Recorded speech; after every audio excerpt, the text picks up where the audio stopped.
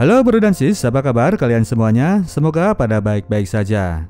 Jadi ceritanya guys, sampai tahun 1936 itu ada sebuah tebing di pegunungan Alpen yang masih belum berhasil ditaklukkan oleh pendaki manapun. Tebing itu dikenal dengan julukan tembok kematian.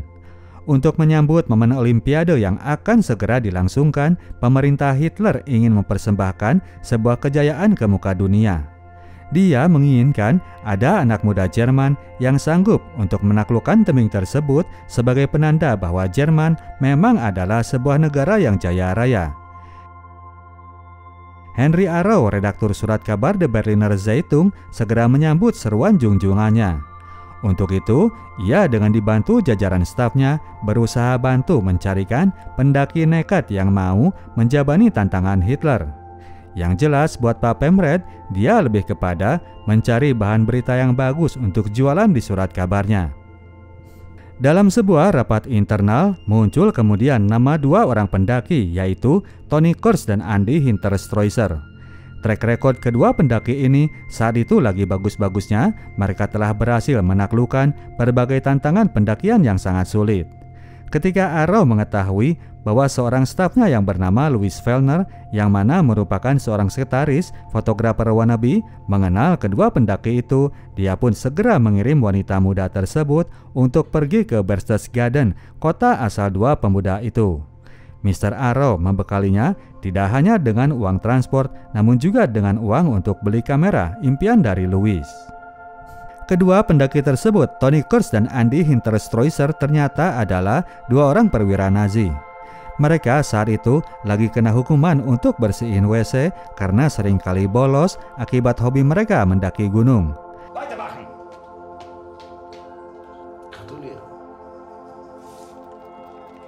Namun kedua orang ini asik-asik saja karena mereka sendiri nggak begitu peduli dengan politik, mereka lebih mencintai kegiatan pendakiannya. Keduanya seringkali berlatih untuk melakukan penaklukan tebing yang sulit dan mencoba untuk membuat jalur mereka sendiri.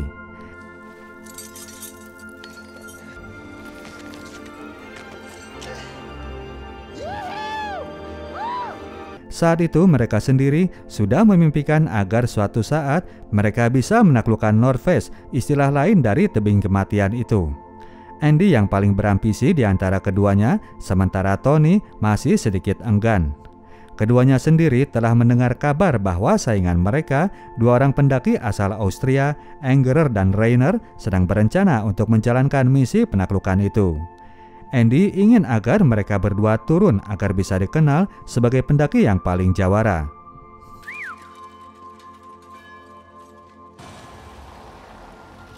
Louis akhirnya tiba di Berchtesgaden dan bertemu dengan kedua pendaki yang dicarinya.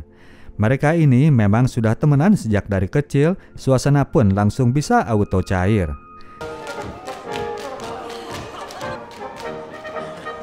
Kepada keduanya, Louis mengutarakan maksud kedatangannya bahwa ia telah diutus oleh tempat ia bekerja untuk mencari berita tentang dua orang pendaki Jerman yang siap untuk menaklukkan tebing Nordfest itu. Maka dari itu pihak kantornya siap untuk memberikan pembiayaan. Andy sangat antusias mendengar penawaran tersebut, namun berbanding terbalik dengan Tony. Ketika obrolan mulai serius, ia pun mulai spill pendapatnya. Menurutnya, misi tersebut adalah sebuah rencana bunuh diri. Sebelumnya memang telah terjadi sebuah insiden di mana dua orang pendaki asal Jerman, Sedlmayr dan Mehringer, harus menegang nyawa di saat percobaan untuk menaklukkan tebing Nordfest ini. Manjat Nordfest akan selalu dihadapkan pada gangguan longsor salju serta badai, dan menurutnya itu bukan beneran manjat, cuma main-main saja dengan resiko. Andy dan Louis berusaha menantangnya dan memberikan semangat, namun Tony tetap kekeh dengan pendiriannya. Ia tidak mau mati konyol seperti pendaki-pendaki sebelumnya.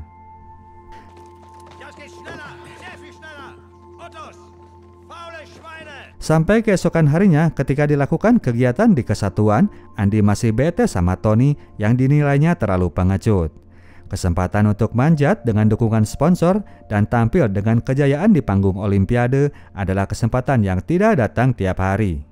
Tony sendiri nggak peduli karena dia manjat buat dirinya sendiri, tidak untuk mendapatkan pengakuan atau perhatian dari orang lain. Louis pun balik ke kota Berlin dengan kecewa karena tidak berhasil membawa berita yang telah dipesan oleh bosnya. Mr. Arrow mau memaklumi, tapi dia tetap akan berangkat menuju pegunungan Alpen untuk meliput ekspedisi yang akan dilakukan oleh duo Austria, Anger dan Rainer. Kebetulan kedua pemanjat Austria itu sama-sama anggota Nazi. Melihat bahwa kini hasil foto Louis sudah makin bagus, maka Louis pun diajaknya untuk turut serta. Beberapa hari kemudian, Andy menghadap ke pimpinannya meminta izin untuk absen kerja, yang mana sebetulnya ia sudah memutuskan untuk sendirian pergi ke Eiger untuk mendaki tebing The North Face. Tiba-tiba, Tony pun hadir dan menyatakan bahwa dirinya pun akan pergi bersama Andy. Tony rupanya kini sudah berubah pikiran. Namun alih-alih mendapatkan izin, kedua perwira ini akhirnya malah dipecat dari kesatuan. Mereka tetap tidak mempedulikannya. Pikiran mereka kini fokus pada persiapan untuk berangkat ke lokasi tujuan. Gunung Eiger ini berada di pegunungan Alpen di daerah Swiss, jarak dari tempat tinggal mereka sekitar 700 km. Sementara budget yang mereka punya sudah habis untuk persediaan alat, akhirnya mereka pun memutuskan untuk bersepeda menuju lokasi yang dituju. Kedua rombongan itu pun sama-sama berangkat menuju Eiger, duo Tony dan Andy dengan sepedanya, sementara itu di pihak reporter, Arrow dan Louis dengan menaiki kereta api turis. Berbeda dengan duo pendaki yang sepertinya nggak akan sanggup bayar kamar hotel, duo reporter sendiri akan menginap di Hotel des Alpes, sebuah hotel bintang 4 yang berada di kaki gunung Eiger. Di hari itu hotel tersebut sudah kedatangan banyak wisatawan.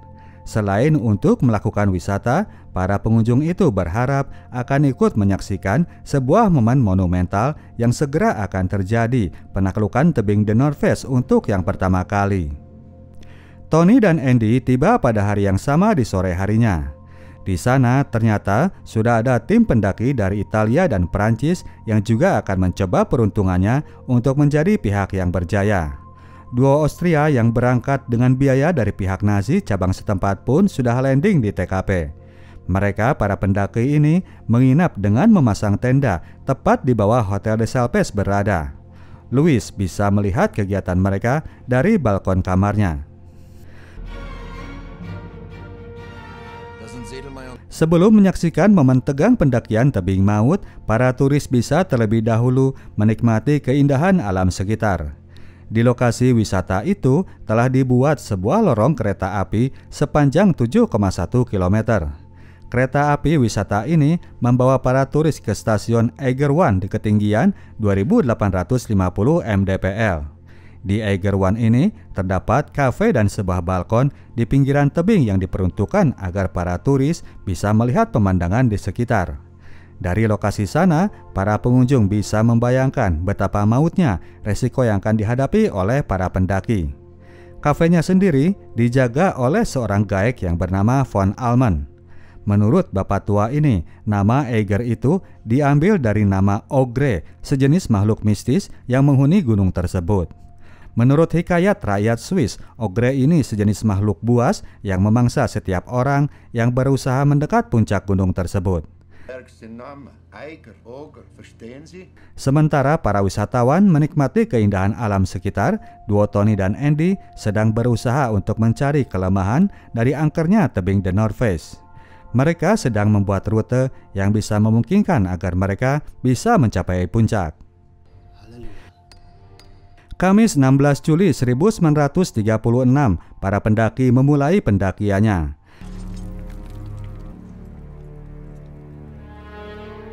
Namun ternyata hari itu kabut turun sangat pekat, mereka pun dengan terpaksa harus mengcancel rencananya. Turun ke bawah, mereka pun bertemu dengan Louis dan Mr. Arrow yang sedang berada di perkemahan pendaki sedang mewawancara kontingen dari Prancis. Makan-makanlah kemudian mereka dan berbincang-bincang di dalam hotel. Duo Austria pun ikutan bergabung dengan sesama sejawat anggota Nazi. Makan-makan kemudian dilanjut dengan minum-minum dan bersantai ria untuk melakukan sedikit refreshing. Semua orang bergabung kecuali Tony. Dia sangat fokus dengan rencana pendakian esok hari.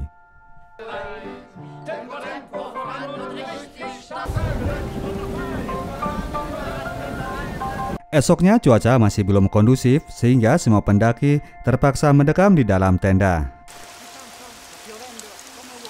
Baru pada malam harinya cuaca mulai cerah, Tony terbangun dan mendatangi kamar hotelnya Louis. Mereka ini rupanya dulu pernah pacaran. Tony saat itu menyerahkan logbook perjalanan miliknya untuk ia titipkan kepada Louis agar tidak hilang di perjalanan. Louis merasa bahwa hal itu seakan ungkapan perpisahan, maka dari itu dia pun langsung merangkul Tony sehingga membangkitkan lagi asrama di antara mereka yang sempat terpendam lama. Tony pun turun lagi menuju tenda dan langsung membangunkan Andy untuk mengajaknya memulai pendakian. Sabtu pukul 2 subuh tanggal 18 Juli, kedua pendaki Jerman ini memutuskan manjat saat itu juga agar bisa curi start. Dalam kegelapan, mereka mengitari bebatuan di sekitar tembok Nordfest ini.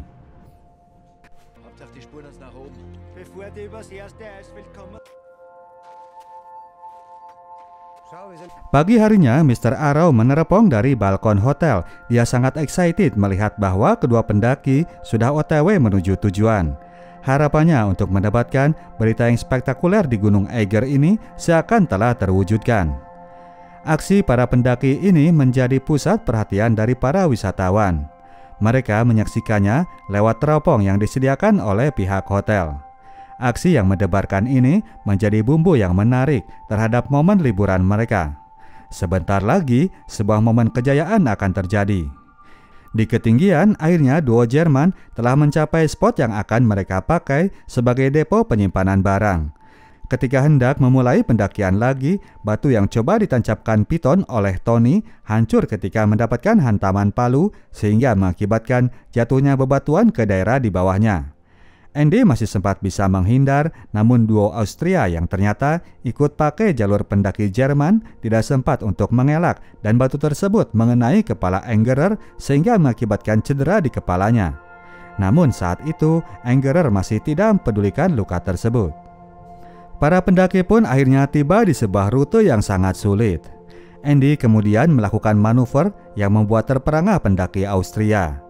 Dia menyeberangi sebuah kelokan tebing menuju dinding di belakangnya dengan cara berlari dalam ikatan tali mengitari dinding tebing tersebut. Rute lintasan ini yang kemudian akan disebut sebagai Hintertreusser Traverse. Dari spot yang telah dicapainya, Andy kemudian mengikatkan tali yang berfungsi sebagai jembatan bagi pendaki di belakangnya untuk bisa melewati kelokan itu. Pada akhirnya, kedua pendaki Austria pun numpang lewat ke jalur yang telah dibuat Andy. Kedua kontingen pesaing ini pada akhirnya jadi bergabung. Namun karena terbatasnya tali yang mereka punya, akhirnya Andy harus melepaskan lagi tali jalur jembatan yang telah susah payah dirangkainya. Keempat pemanjat ini pun terus mendaki. Mereka membuka bivak pertamanya pukul 8 malam di ketinggian 3100 mdpl. Cuaca masih sangat cernih dan mereka kini sudah berada pada posisi lebih dari setengah ketinggian gunung tersebut. Andy sangat optimis mereka akan bisa meraih puncak di esok hari. Para pemirsa yang tinggal di hotel tidak ketinggalan ikut excited melihat pencapaian para pendaki. Manajemen hotel bahkan membuat cake dengan bentuk replika Gunung Eiger untuk menyambut rekor baru ditaklukannya tebing Nordfest untuk pertama kali. Keesokan harinya mereka semua bangun pagi, duo Jerman dalam kondisi yang segar dan siap untuk menyelesaikan ekspedisi. Sementara itu di tim Austria, keadaan tidak sebaik di tim Jerman. Luka di kepala Angerer kondisinya ternyata tambah parah. Rainer pun memeriksa luka temannya dan akhirnya dia berkeputusan untuk menghentikan pendakian mereka agar temannya itu bisa segera diperiksa dokter. Angerer ternyata menolaknya. Dia mendesak agar temannya tidak mundur agar mereka tidak kalah dengan pencapaian pendaki Jerman. Para pendaki pun melanjutkan misinya. Pukul 11 mereka sudah sampai di ketinggian 3150 mdpl. Kini kabut tebal sudah kembali turun. Kondisi Angerer semakin buruk, fokusnya sudah ngawur, dia kehilangan pijakannya sehingga hampir saja terjatuh. Kondisi terkini dari para pendaki itu bisa terpantau oleh para pemirsa. Mereka pun bisa melihat gerakan dari Angerer yang sudah sangat sempoyongan. Mr. Arrow sudah bisa memperkirakan bahwa penaklukan ini tidak akan mencapai hasil. Dia pun segera meninggalkan teropongnya dan memilih pergi ke dalam hotel. Pada suatu spot, Tony dan Andy kemudian berhenti. Di sana mereka menemukan sekantong barang, namun ketika ditelusuri lebih lanjut, di dekat kantong itu terdapat seonggok mayat. Sepertinya itu adalah mayat Sedlmayr atau Mehringer, pendaki sebelumnya yang telah dikabarkan hilang jejak. Mereka pun mendoakan jenazah tersebut lalu menjatuhkannya ke bawah tebing. Saat itu Tony melihat kondisi Angerer dalam kondisi yang tambah kusut. Padahal mereka ini akan segera bertemu dengan sebuah celah tebing yang sangat sempit. Untuk itu, mereka pun membantu Angerer dengan mengikat dan membantu menariknya agar dia bisa naik. Tony yang berada di posisi paling atas. Kini mereka semua sudah berada di ketinggian 3.350 mdpl. Namun ternyata walau sudah diusahakan sedemikian cara, Angerer tidak sanggup untuk berpijak. Maka dari itu ia pun lalu terjatuh sehingga menimpa Rainer yang kemudian ikut terjatuh pula. Tarikan tubuh Rainer makin bikin beban yang berakibat patahnya kaki Angerer. Makin lama, beban tubuh Rainer makin nambah parah tulang yang sudah retak di kaki Angerer yang tersangkut di celah tebing. Sampai akhirnya kemudian Rainer berhasil berpijak sehingga duo Andy dan Tony bisa melepaskan beban ikatannya. Semuanya lalu memeriksa kondisi Angerer. Fix sudah, dia harus segera diturunkan agar bisa segera mendapatkan pertolongan. Tony membuat keputusan agar mereka semua turun untuk membantu menurunkan Angerer, namun Andy masih tetap pengen naik. Puncak itu jaraknya sudah tidak jauh lagi. Rainer yang merasa nggak enak karena bikin beban lalu mempersilahkan kedua pendaki Jerman agar terus melanjutkan pendakiannya. Namun demikian, Tony meyakini kalau mereka meninggalkan kedua orang ini, nasibnya bisa sangat mungkin sama dengan duo Sedlmayr dan Mehringer yang hilang tanpa jejak. Rainer tidak mungkin sanggup untuk menurunkan rekannya seorang diri. Andy yang sangat berambisi saat itu masih gregetan, namun pada akhirnya dia pun menyadari bahwa kondisi pendakian memang sudah sedemikian ambyar. Dengan terpaksa mereka harus melupakan kejayaan yang sudah nampak di depan mata dan harus balik turun demi rasa kemanusiaan. Namun karena hari sudah mulai gelap dan cuaca semakin memburuk, mereka pun harus membuka bivak kedua di sana dan menunggu sampai esok hari. Malamnya di dalam hotel, Mr. Arrow berbincang dengan kepala redaktur Berliner Zeitung yang pada akhirnya mereka memutuskan untuk tidak melanjutkan liputannya dan segera akan balik menuju Berlin. Berita tentang kegagalan sebuah misi bukan bahan yang bagus untuk dimuat. Namun Louis yang concern dengan temannya mencoba untuk mengajak Mr. Arrow agar mereka bertahan di sana. Mr. Arrow menjelaskan bahwa sebuah berita akan ada nilai apabila memuat sebuah kejayaan. Kalaupun enggak, setidaknya berisi sebuah tragedi. Hal itu yang sebetulnya tidak ia harapkan akan terjadi. Esoknya ternyata cuaca makin buruk dengan potensi badai salju. Misi yang impossible harus dilakukan oleh tim pendaki untuk menurunkan seorang rekan menuju kaki gunung.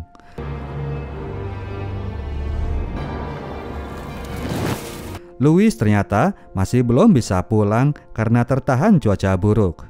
Dia memeriksa keadaan para temannya lewat teropong. Salju turun terlalu lebat, penampakan tebing North Face terhalang oleh turunnya salju. Sementara itu di ketinggian, teman-temannya sedang susah payah untuk melakukan misi penyelamatan itu. Sedikit demi sedikit, mereka mulai menurunkan Bapak Angerer. Karena berat menahan beban tarikan tali, akhirnya satu sarung tangan Tony terlepas. Sekuat mati, Tony harus menahan hawa dingin yang luar biasa, yang lebih dingin dari kulkas. Dia terancam terkena frostbite. Badai salju pun akhirnya datang. Para pendaki tidak bisa melanjutkan langkah dan terpaksa harus berdiam diri untuk membuka bivak ketiga. Sampai pukul 11 malam masih belum juga ada kabar dari para pendaki. Staf hotel memperkirakan bahwa pergerakan tidak akan terjadi lebih lanjut sampai badai reda. Nasib keempat pendaki kemungkinan kritis apabila mereka tidak menemukan lokasi yang cocok untuk membuat bivak. Aura kejayaan kini berbalik menjadi suasana tragedi. Mr. Arau sudah mencium akan adanya sebuah berita. Dia terang-terangan mengungkapkannya dan menunda kepulangannya untuk menunggu momen yang akan terjadi, sebuah tragedi dari usaha percobaan penaklukan North Face. Ucapan tersebut sangat membuat Louis jadi lemes dan bete berat. Wanita ini yang sangat solider dengan teman-temannya tetap memelihara harapan. Dia sampai rela nunggu hingga pukul 5 subuhnya. Hari itu adalah Selasanya di tanggal 21 Juli. Louis nekat pergi keluar dengan menerobos badai salju. Dia berjalan menuju lorong kereta api. Di balkon stasiun Egerwan, Louis teriak-teriak memanggil para teman. Teriakannya itu malah membangunkan Vol Amen yang lantas menghampirinya. Sang kuncen menjelaskan bahwa teriakan Louis tidak akan terdengar dari sana. Dia lalu mengajaknya masuk ke lubang tebing yang ada di spot yang lebih dekat dengan rute para pendaki. Tiba di Galeri 38, sebuah lubang di ketinggian 2700 mdpl pukul 8.50 pagi. Louis pun keluar dari pintu lubang dan berteriak-teriak mencari rekannya. Sesaat tidak mendapatkan jawaban, namun kemudian terdengar suara Tony dan Andy yang menyaut. Jaraknya tidak terlalu jauh dari sana. Louis gembira mendengar rekannya masih dalam keadaan hidup. Para pendaki sendiri saat itu masih melanjutkan usahanya untuk menurunkan Engerer. Kini giliran Rainer yang kondisinya makin memburuk, tangan kirinya mengalami frostbite. Tiba di lokasi Hinterstreuser Traverse tadi, mereka kini kesulitan untuk bisa menyeberangi bukit di sebelah. Andai saja tali jembatan perlintasan itu tidak dilepaskan oleh Andy. Dia sangat menyesali keputusannya tadi. Kini mereka pun jadi panik, terutama itu Mr. Rainer. Dia menyalahkan kebebalan rekannya yang membuat mereka kini harus terjebak dalam suasana yang sulit itu. Andy mencoba berusaha untuk melakukan manuvernya yang kemarin, namun kini dengan kondisi fisik yang lebih lemah dan bebatuan yang lebih licin, dia pun tidak sanggup melakukannya lagi.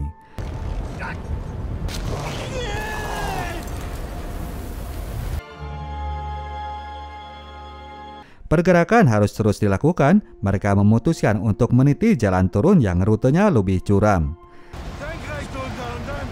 Sementara itu, Mr. Arau jadi panik karena menemukan Louis sudah menghilang dari hotel.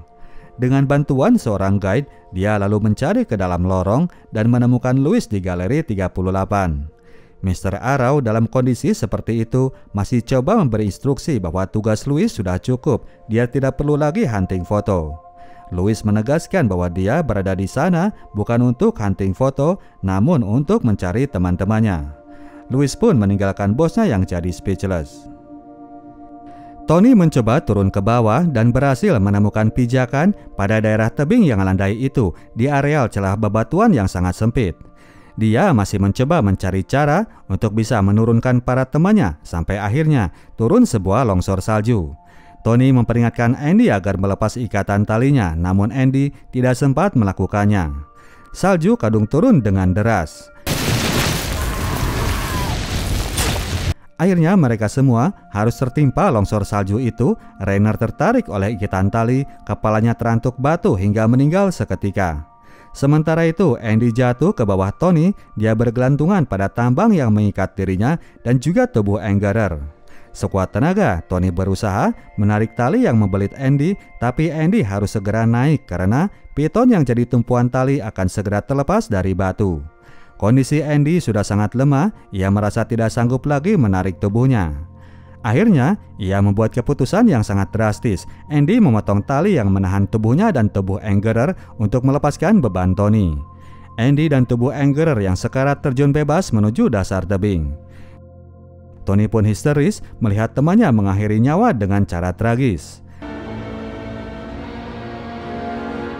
Louis dan Von Allmen yang terus memonitor kondisi rekannya masih bisa mendengar suara teriakan Tony. Pada pukul 3 sorenya, Louis dan Von Allmen mendatangi tim rescue yang sedang berada di hotel meminta pertolongan mereka agar membantu Tony turun dari tebing. Karena kasihan terhadap Louis, tim rescue yang tadinya enggan akhirnya mau untuk menempuh resiko menyelamatkan seorang pendaki dalam cuaca badai salju yang sangat mencekam. Tim rescue pun mulai menyisir tebing dan akhirnya mereka berada di posisi tepat di bawah Tony. Karena jalur yang landai dan terus diganggu oleh longsor salju, tim rescue kesulitan untuk mencapai lokasi Tony. Akhirnya karena hari sudah mulai gelap, mereka pun balik barisan menuju galeri 38, meninggalkan Tony sendirian bertarung dengan cuaca yang super ekstrim.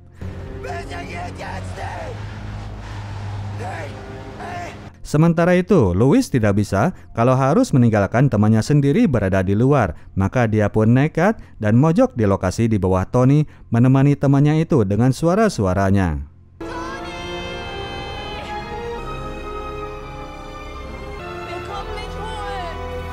Rabu pagi tanggal 22 Juli barulah cuaca mulai cerah. Tim rescue pun keluar untuk memulai lagi misi penyelamatan mereka. Louis dan Tony masih berada di posisinya masing-masing dan masih bisa tetap bertahan. Tim rescue kemudian menyusul ke lokasi Louis, namun tebing yang landai sangat mempersulit pendakian. Posisi Tony harus turun agar bisa terjangkau oleh tim rescue. Tony yang sudah setengah membeku ini mencoba untuk merangkai tali temali agar bisa ia pergunakan untuk bisa menurunkan posisinya. Tapi karena kondisi badannya yang sudah sangat lemah, prosesi tersebut jadi memakan waktu yang sangat lama.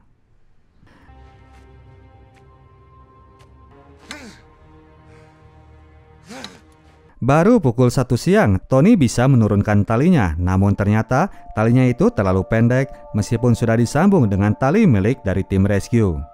Namun demikian, Tony mencoba untuk bisa tetap turun. Perlahan-lahan, ia melepas tali tumpuan badannya. Sedikit demi sedikit Tony berhasil turun sampai berada di posisi tepat di atas tim rescue. Sampai akhirnya tiba pada tali sambungan yang simpulnya tersangkut pada lubang karabiner.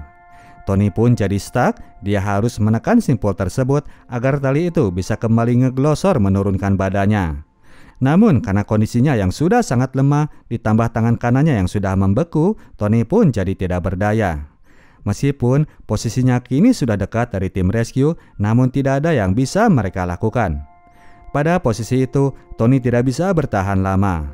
Meskipun sudah disemangati oleh Louis, kondisinya sudah terlalu lemah, badannya sudah setengah membeku. Di depan tim rescue yang berusaha menyelamatkannya dan di depan Louis yang mengharapkan kehadirannya, Tony Kurtz undur diri dari kehidupan dunia.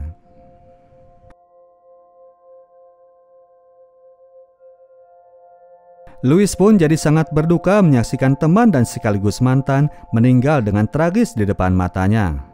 Mr. Arrow kemudian datang mencoba untuk menghibur. Dia langsung mengajaknya agar segera pulang menuju Berlin. Louis menolak ajakan tersebut, ia lebih memutuskan untuk resign dan tidak lagi menginjakan kaki di kota tersebut. Penaklukan tembok Norwegia akhirnya terjadi di tahun 1938 oleh tim gabungan dari Jerman dan Austria. Tim tersebut mempergunakan rute yang dipakai oleh Tony dan Andy untuk mencapai puncak. Pihak Nazi mendeklarasikan bahwa momen tersebut adalah simbol dari puncak pencapaian seorang atlet. Kini masalah besar dari pegunungan Alpen pun sudah terpecahkan. Louis Fellner hijrah ke kota New York dan melanjutkan karirnya sebagai fotografer profesional. Oke, demikianlah ceritanya bro dan sis. Kita tim Sinotok cabut dulu. Sampai jumpa di video kita selanjutnya. Ciao.